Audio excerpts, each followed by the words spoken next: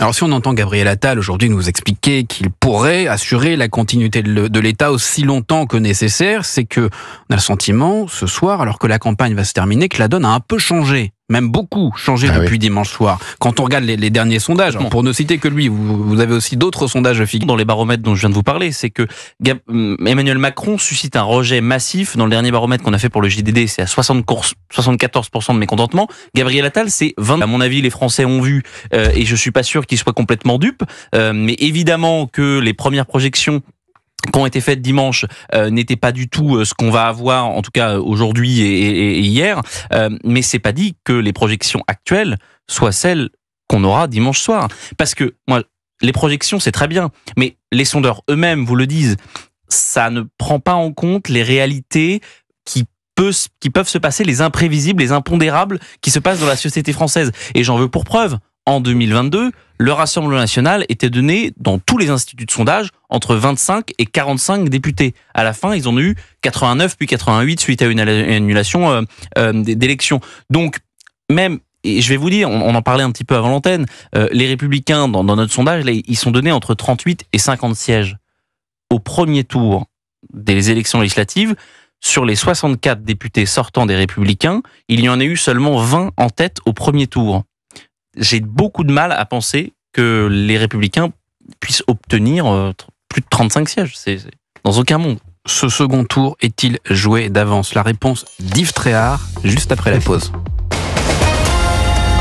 Et nous sommes ensemble dans ce studio avec Yves Tréhard du Figaro, Jules Torres du JDD. Messieurs, j'ai dans mes mains les derniers sondages qui indiquent que le RN n'aurait pas la majorité absolue dimanche. Il y a même un sondeur qui indique que finalement presque le nombre de sièges du nouveau Front populaire serait finalement presque égal au nombre de sièges du Rassemblement national. Un renversement de situation total, mais est-ce à dire que ce second tour est joué d'avance, Yves Tréhard? Non, il est absolument pas joué d'avance. D'abord, c'est, je l'ai dit tout à l'heure, c'est 577 élections finalement, qui ont tout un contexte local, qui ont 501. toute une...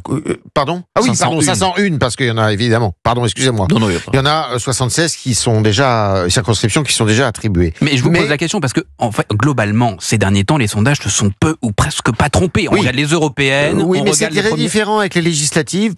À cause de ça, parce que on est dans une élection où chaque situation est différente, chaque circonscription est différente, et il peut y avoir des erreurs. Jules a mentionné l'erreur de 2022 pour le Rassemblement national. Il y a eu d'autres erreurs par le passé.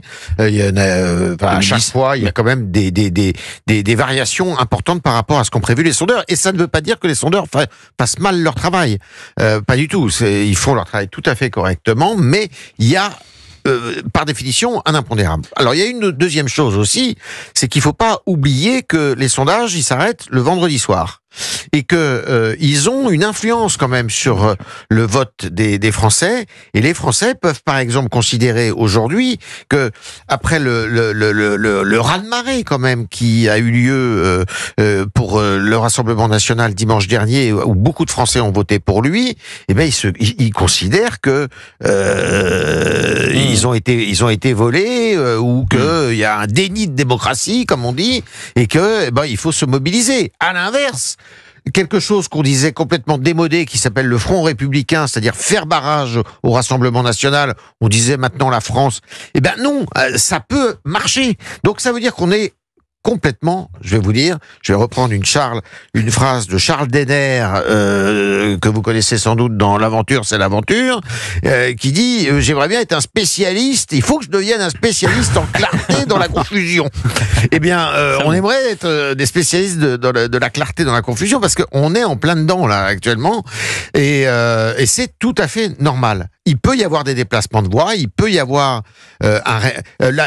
pareil, la participation, nous dit-on, complètement, va être supérieure à ce qu'elle était dimanche. Ça, vous y croyez vraiment, Jules Torres, peut-être une participation en hausse, alors que c'est même plus un vote par adhésion pour beaucoup d'électeurs. Elle aurait pris 4 ou 5 points. Absolument. Et je pense que la participation sera sans doute le chiffre à prendre en compte, en tout cas jusqu'à 20h, dans le sens où si on voit une participation qui est en baisse par rapport à dimanche dernier, on pourrait se dire que certains électeurs, notamment du centre et de la gauche, ne veulent pas participer à cette tambouille assez désistement, assez baroque finalement, parce qu'on a quand même une alliance, ils disent que non, mais entre la France Insoumise, le Nouveau Populaire et Renaissance, on a des candidats qui se retirent au profit d'autres.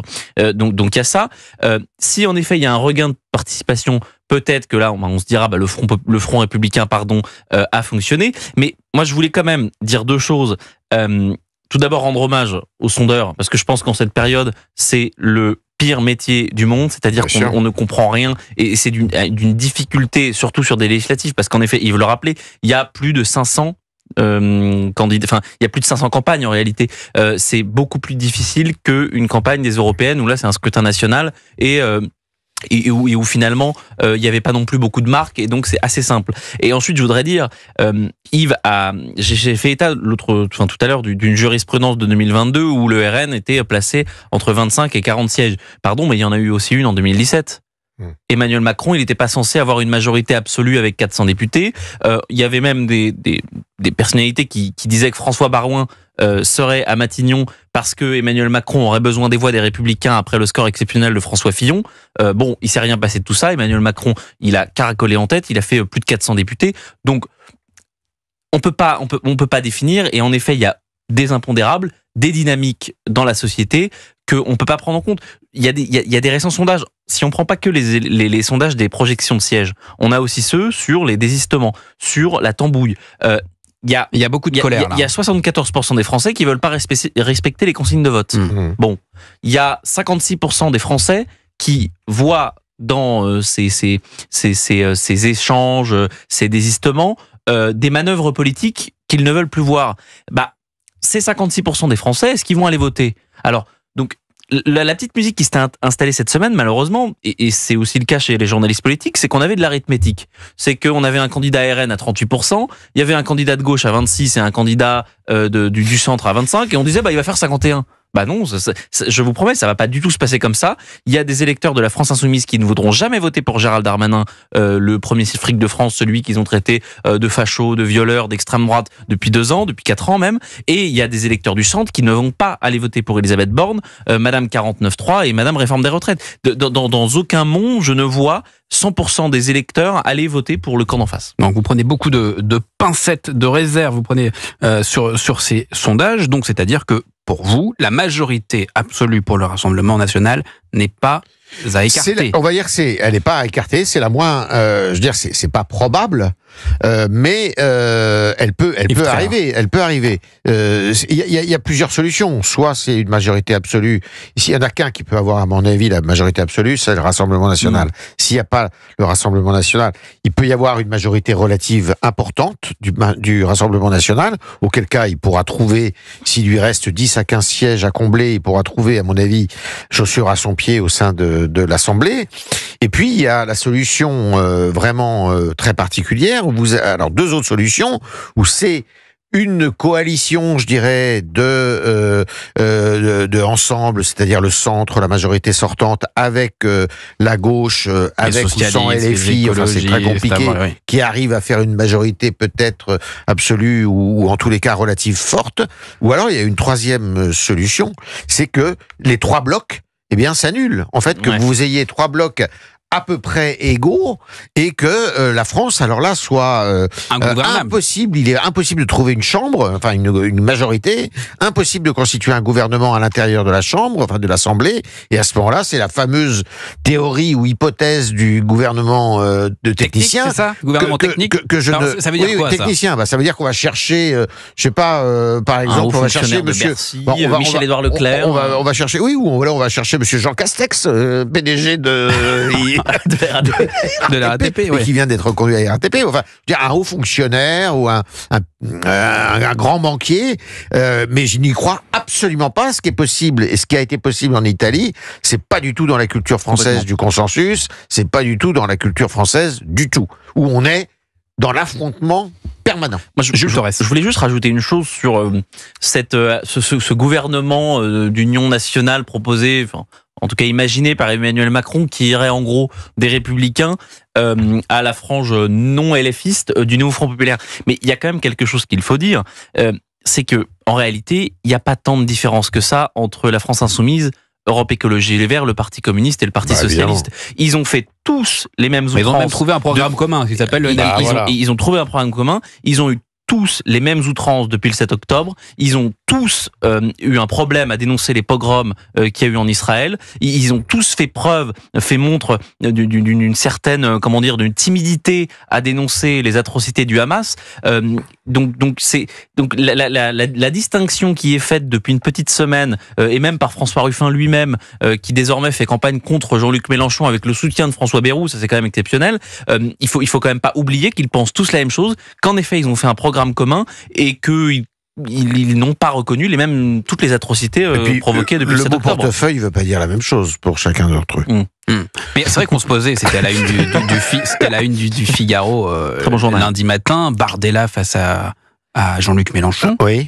Ce vendredi, est-ce que Jean-Luc Mélenchon est sorti du jeu ou il est toujours là? Non, on n'a toujours pas compris. Non, de toute manière, il n'est pas sorti du jeu. Il est toujours en coulisses, Jean-Luc Mélenchon. Quoi qu'il arrive, c'est lui. Enfin, il est un des acteurs. Mais quand on voit de la gauche, il est extrêmement présent. Il pèsera. Il peut peser lundi matin. Et il veut. Alors, si vous voulez qu'on aille jusqu'au bout, il veut la défaite de la gauche, lui. Il veut que le Rassemblement national l'emporte, que le désordre s'installe dans la rue, et il y contribuera largement, parce que ça, c'est un ingénieur du chaos hors pair. Et une fois que le chaos est dans la rue, dans la société, que le désordre s'installe, il se dit, le président de la République n'a pas le choix que de démissionner. On organise une nouvelle élection présidentielle, et cette élection présidentielle, je me présente face à Marine Le Pen. Face à Marine Le Pen. Alors là, c'est là où lui, si vous voulez, son objectif, c'est pas de gagner l'élection. C'est ça la différence aussi. C'est pas de gagner les législatives. Surtout qu'il est même pas à l'Assemblée. Et pas de gagner la présidentielle. C'est d'être au deuxième tour de la présidentielle. C'est d'avoir fait turbuler le système. Mais c'est là où il se différencie, par exemple, de Monsieur Ruffin ou d'autres responsables de la gauche, qui eux veulent gagner l'élection pour gouverner. Mais à mon avis, c'est pas le but ça l'ennuie, ça, Jean-Luc Mélenchon.